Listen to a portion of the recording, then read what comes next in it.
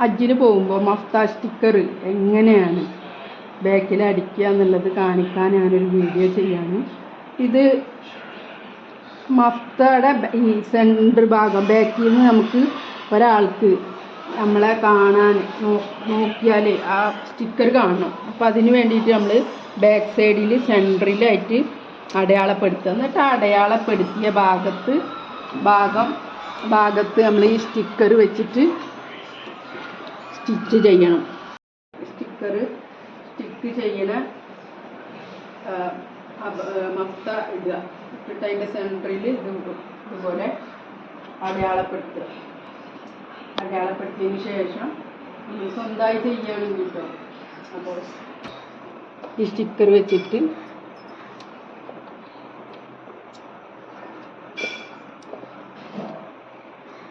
നമുക്ക് തേച്ചെടുക്കാം.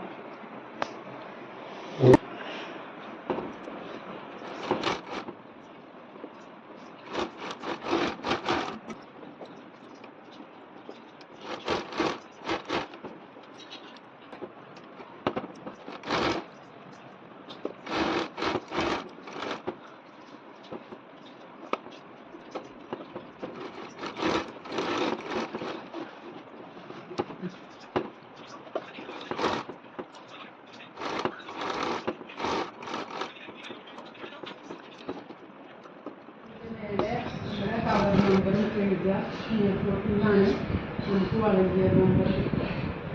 നമ്മളുടെ വളണ്ടിയർ നമ്പറും എഴുതി ചേർക്കണം. ഇങ്ങനെയാണ് അതിന് പോകുമ്പോൾ ഗവൺമെൻറ് ഗ്രൂപ്പിലുള്ള ആളുകൾ അവർക്ക് കിട്ടിയിട്ടുള്ള മഫ്ത സ്റ്റിക്കർ ഇങ്ങനെ രണ്ട്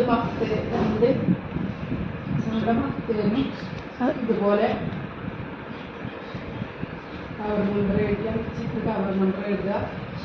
വീട്ടിലെത്തി കഴിഞ്ഞതിന് ശേഷം വളണ്ടിയറുടെ നമ്പർ, നമ്മുടെ സഹായത്തിന് വേണ്ടിയിട്ടാണ് വളണ്ടിയറുടെ നമ്പർ എഴുതുന്നത്. അത് നമുക്ക് ഏറ്റവും ഉപകാരപ്രദമാണ്.